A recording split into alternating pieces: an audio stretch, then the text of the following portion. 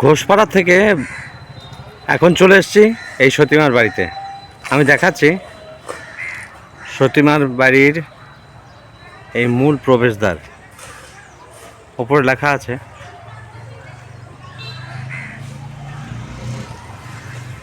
আর ডান দিকে এই যে বোর্ডটা রয়েছে, এটা কিন্তু আগে ছিল না। সতীমাতা আদর্শ বিদ্যাপীঠ, নতুন ছাত্রছাত্রী ভর্তি চলছে নার্সারি থেকে চতুর্থ শ্রেণী পর্যন্ত। তো এই যে রুমটা দেখছি এটা নতুন করা হয়েছে, এখানেই কিন্তু এই স্কুলটা খোলা হয়েছে, সতীমাতা আদর্শ বিদ্যাপীঠ। এটা আগে কখনোই ছিল না, এখন নতুন করে করেছে। তো আমি এখন প্রবেশদ্বার দিয়ে ভেতরে প্রবেশ করব।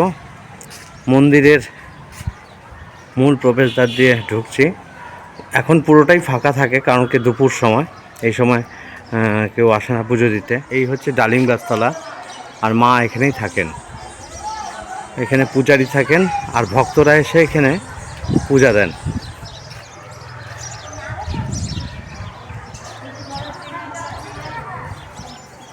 মায়ের পূজার মূল জায়গা হচ্ছে এটা।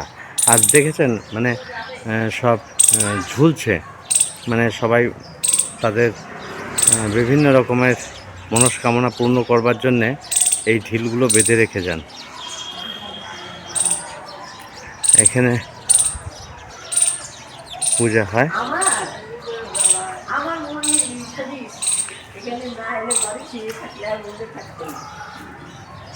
এই হচ্ছে মায়ের আসল জায়গা।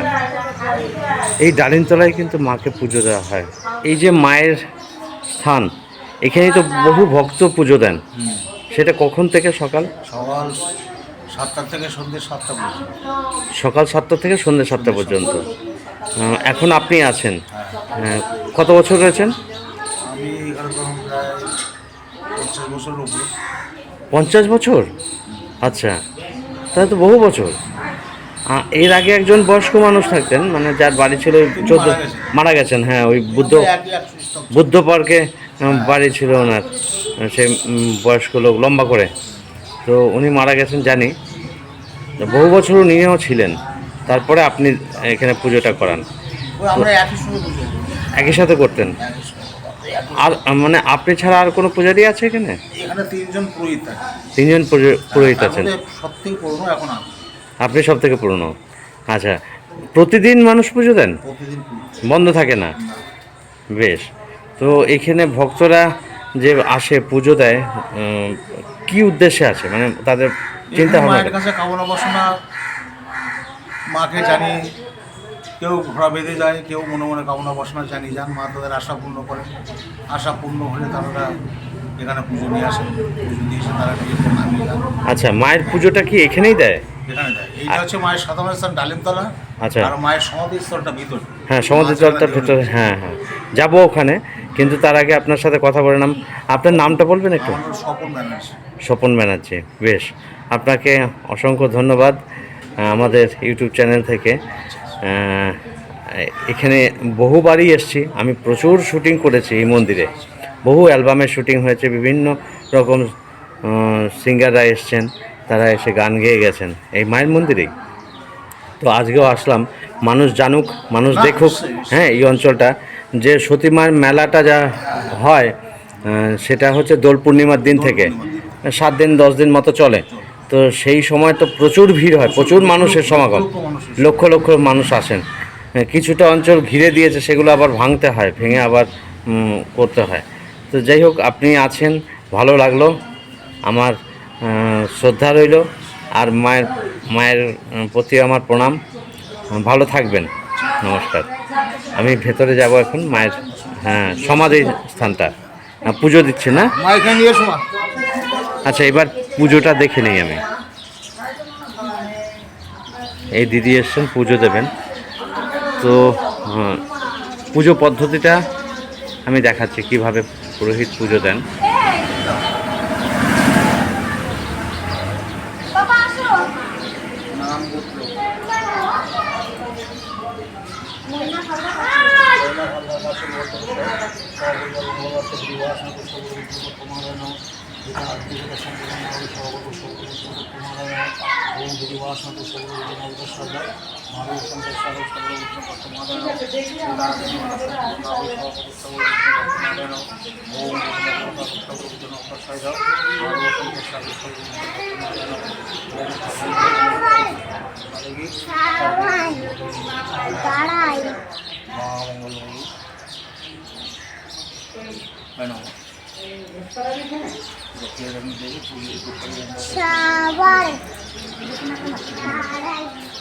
তো ঠাকুর মশাইয়ের সাথে কথা বলতে বলতে এই দিদিভাই এলেন পুজো দিতে, পুজো দিলেন। তাদের কিছু মনস্কামনা থাকে, সেটাও হয়তো এখানে জানিয়ে যান। দিদি, আপনি কোথা থেকে এসছেন? এখানে বলতে মুরাদিপুরে। আচ্ছা, তো কাছাকাছি অঞ্চল। বেশ। উনি কে হন? ছেলের বউ। আচ্ছা, বেশ। এই হচ্ছে সেই মাসিরা, ওনারা বসেই থাকেন। তার মধ্যে পুরনো দুজনকে আমি চিনি, এনারা এখানে বসেই থাকেন সারাদিন। এই পথ দিয়েও ঢোকা যায়, এটাও এই রাস্তাটা সোজা চলে গেল কাঁঠালতলা বাজার হয়ে চরসরাটি। তো আমি এখন পেছন দিকে যাব, মন্দিরে যেখানে মায়ের সমাধিস্থল আছে সেইখানে যাব।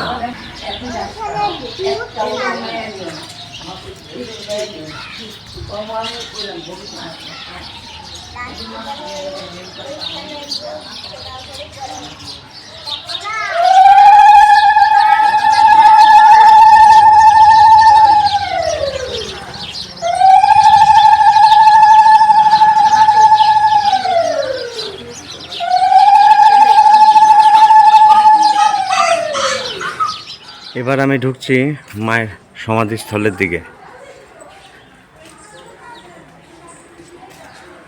অনেক পুরনো মন্দির,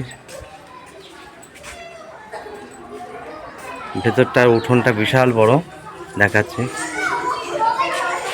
এই যে এই হচ্ছে মায়ের সমাধির স্থলটা আমি দেখিয়ে দিচ্ছি।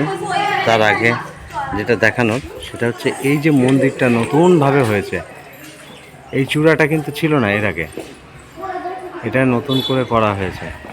শুধু এই নিচের দিকটা যেখানে শ্রী শ্রী সতী মায়ের মন্দির পট্টামা লেখা রয়েছে, এইটুকুনি ছিল এর ছাদ পর্যন্ত, তার উপরটা ছিল না। তো এরপর আমি এগোই, এখানে হয়তো কোনো শুটিংয়ের কাজ আছে, মেয়েদেরকে নিয়ে এসছে, ওরা নাচ করবে। তো আমি একটু এগিয়ে দেখি।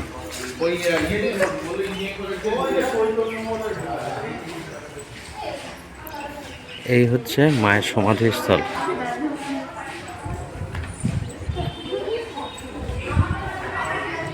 এসব নতুন করে করা হয়েছে, এগুলো কিছুই ছিল না, মার্বেল বসানো হয়েছে।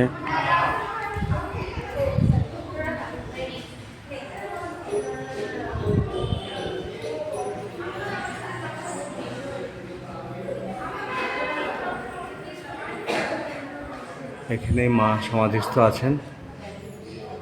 আর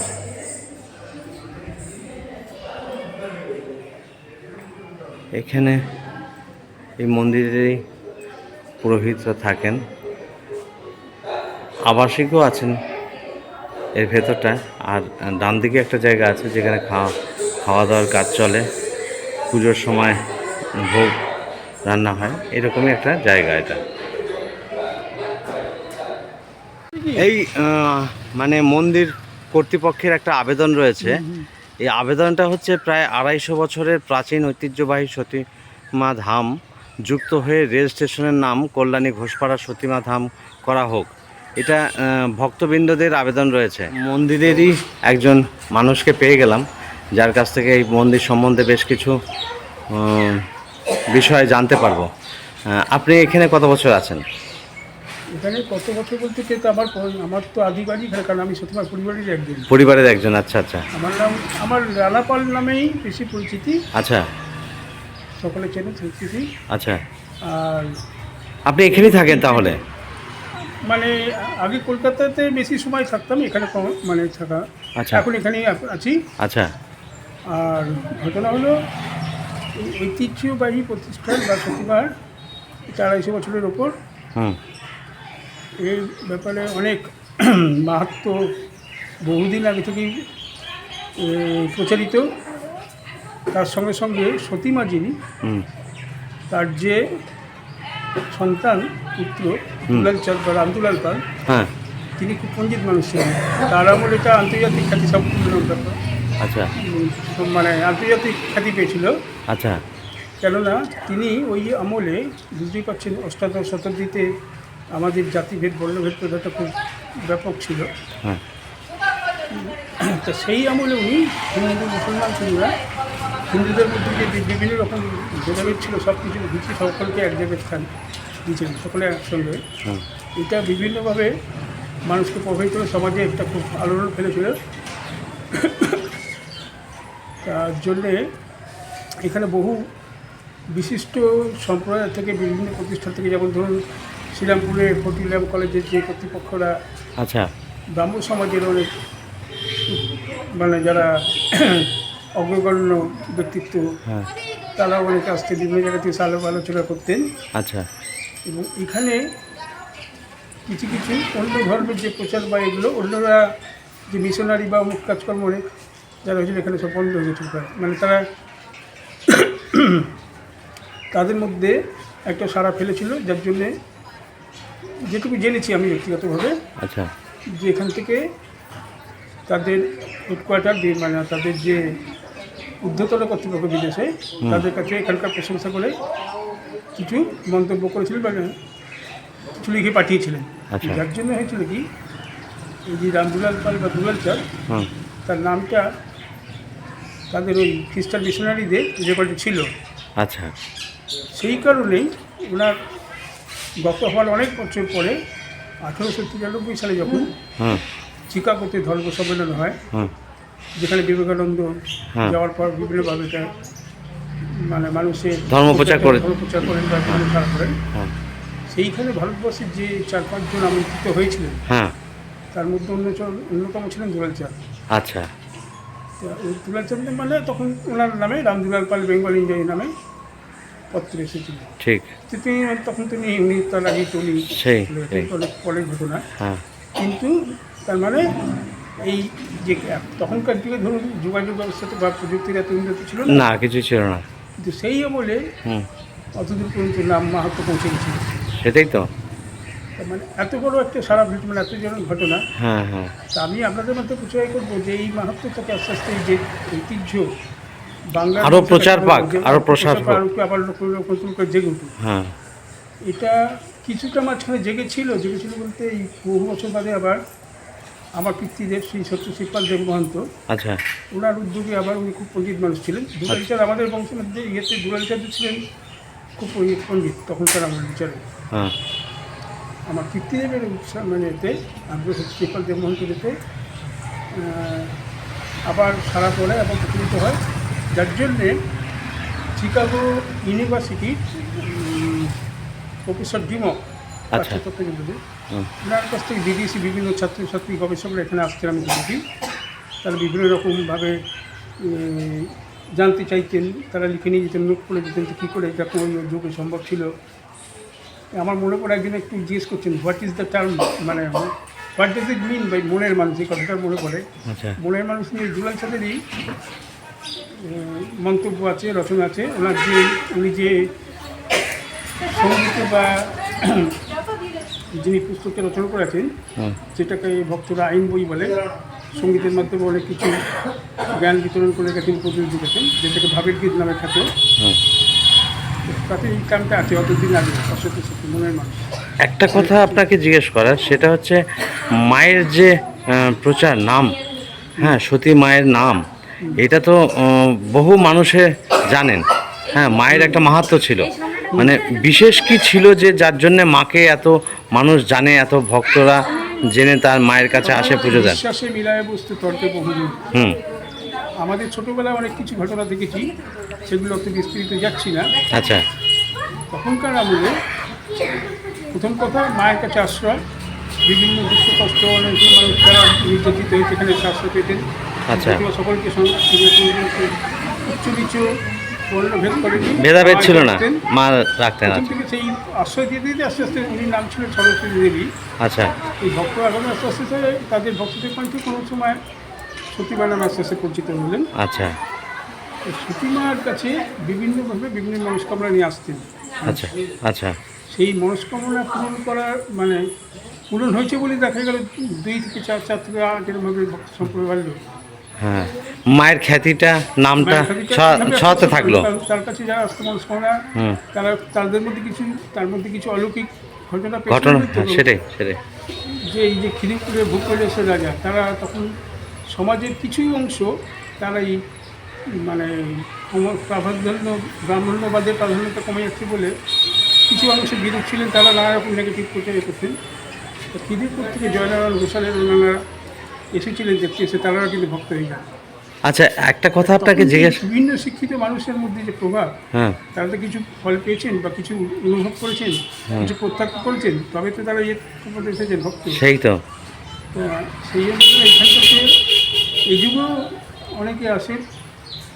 দুধ পুকুরটা সম্বন্ধে একটু জানতে চাই। দুধ পুকুর ওটা এখন মানে অনেকে আশেপাশে মানুষের গেছেন, এটার হয়তো ব্যক্তিগতভাবে এটা আমার মানে সামগ্রিক হিসেবে বলছিল পরিবারেরা, হুম ব্যক্তিগত মানে কিছু একটা যদি কেউ বিজ্ঞানের দিক দিয়েও বিচার করে, হুম রাসায়নিক কোনো হয়তো গুণ ছিল, যার জন্য কিন্তু ইয়েতে উপকার হতো, উপকার হতো, হ্যাঁ। উপকার পাওয়া যেত। মানে ওখানে স্নান করলে অনেকে রোগমুক্ত হতেন।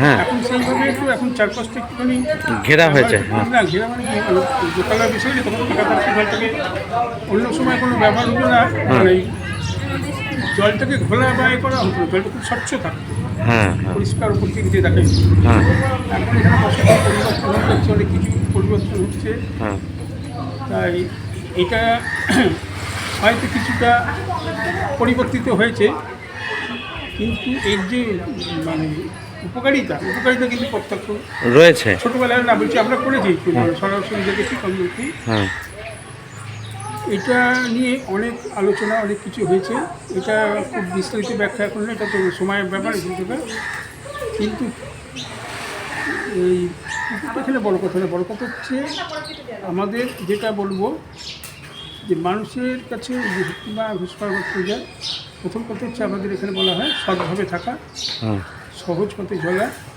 সদ আচরণ করা এবং সকলের সঙ্গে সকলের মিলনের কিন্তু থাকা। সেই এখনকার দিনে যেটা গুরুত্বপূর্ণ সবচেয়ে হচ্ছে মানুষের যে শান্তিটা দরকার, সহাবস্থান দরকার, হুম আর সহজভাবে দরকার সেই সব পথে থেকে, মানে সেই লোভ করে তুমুক করে কোনো কিন্তু মানুষের এই লোভ করে ইত্যাদি করে হ্যাঁ। ইয়ে হচ্ছে না, মানে মানুষ কিন্তু নিজের মনে শান্তি পাচ্ছে না। সেই শান্তি পেতে গেলে সব ইয়ে থাকতে হবে। আর বিশ্বাস করেই মায়ের কাছে বহু মানুষ আসেন, প্রতিদিন পুজো দেন। হ্যাঁ মানে 1784 সালে হ্যাঁ আমাদের ইয়েতে কাশীপুরের ঘটনার 100 বছর আগে 1784 সালে সতীমা কিন্তু এখানে কল্পতরু নতুন ফল বিতরণ করে। আচ্ছা, কল্পতরুর মনস্কামনা একটা 1784 সালে কল্পতরু হয়েছিলেন। কল্পতরু নতুন। আচ্ছা এই ধারা কিন্তু এখনো চলছে। আচ্ছা। মাসে আচ্ছা সেই এখনো পর্যন্ত পালন। আচ্ছা, একটা বিষয় আপনার কাছে জানতে চাই, সেটা হচ্ছে যে এই মায়ের বাপের বাড়ি ছিল কল্যাণী রথতলায়, হ্যাঁ, যেটা আমি দেখে এসেছি। আমার বাড়ি হচ্ছে সেই মায়ের বাড়ির কাছেই কিন্তু সতী মায়ের বাড়ি, যেখানে গোষ্ঠ ঘোষ থাকতেন। ওই বাড়িটা এখন আর নেই, মানে ধ্বংস হয়ে গেছে, বিক্রি করে দিচ্ছে, ওই পরিবারের সবাই চলে গেছে। ওখানে পুকুর ছিল, আর ওই বাড়িটাও ছিল, মায়ের বাড়ি ছিল। এখন বাড়িটার কিছুটা অংশ রয়েছে, ভাঙতে গিয়েও ভাঙতে পারেনি, ওই অংশটা কিন্তু এখনও রয়ে গেছে। ওখানে প্রমোটাররা অনেকে ফ্ল্যাট বানিয়েছে, কিন্তু মূল যে মায়ের ঘর ছিল সে ঘরটা কিন্তু এখনও রয়ে গেছে। আপনারা জানেন কিনা আমি জানি না, কিন্তু আমি সবসময় ওটা খেয়াল রাখি। হ্যাঁ, ওই ঘরটা রয়েই গেছে। না ওই প্রসঙ্গটা তো মায়ের বাপের বাড়ি। এই যে দোল পূর্ণিমার দিন যে অনুষ্ঠানটা আপনাদের এখানে হয়, এখানে হ্যাঁ, দোল পূর্ণিমার দিন কিন্তু ওখানে প্রচুর ভিড় হতো। আমি প্রতি বছর ওখানে দেখতাম যে ওখানেও কিন্তু ওখানে হচ্ছে অন্য প্রসঙ্গ। এখানকার ইয়েটা হচ্ছে হ্যাঁ, ওটা মায়ের বাড়ি, সত্যি মায়ের বাড়ি। সত্যি ইয়েতে ওখানে ওখানে তো একটু গুরুত্ব আছে, ওখানে কিছু মানুষ ওখানে করতেন। পুজো হতো, কীর্তন হতো এবং বহু মানুষকে দেখতাম যে হ্যাঁ। ওখানে এসে থাকতেন, মানে 4 দিন 5 দিন ওখানে থাকতেন এবং ওইখানটায় তখন তো ইলেকট্রিক ছিল না, হ্যাজাক ডেলাইট জ্বলতো। ওইগুলো তো কিন্তু প্রসঙ্গ মানে অন্যদিকে চলে যাচ্ছে। হ্যাঁ, তো এই বিষয়টা আপনি জানতেন কি? না না, বলছি ওগুলো হচ্ছে অন্য প্রসঙ্গ হয়ে যাচ্ছে। হ্যাঁ। এটা তো আপনি ইয়ে করবেন, হুম। ওগুলো এখন ওটা অনেক বিস্তৃত ব্যাপার, ওগুলো আচ্ছা। বেশি করতে হয়। হ্যাঁ। এখন এটা সংক্ষেপে আমি জানতে চাইছি মানুষকে যে এই ইয়েগুলো যে আমাদের এখানে যে হুম। এটাকে অন্য অর্থে সমাজ সংস্কার যে ঘটেছিল সেটাও বলা যেতে পারে। আচ্ছা। এই যুগটাকে ঘুরিয়ে আনা, হুম। এই মাহাত্ম্যগুলোকে ঐতিহ্যটাকে বজায় রাখা, এটাকে জানা, তারপর আস্তে আস্তে মানুষ আসতে জানবে। যদি আপনাদের মাধ্যমে যদি মানুষ জানে, হুম। জানতে পারে, যেটা নিয়ে আগে বহু লেখালেখি, আগে খুব বহু প্রচলিত ছিল, কিন্তু নানান কারণে চাপা পড়ে যাচ্ছে, সেটা আবার নতুন করে পুনর্জাগরণ হোক।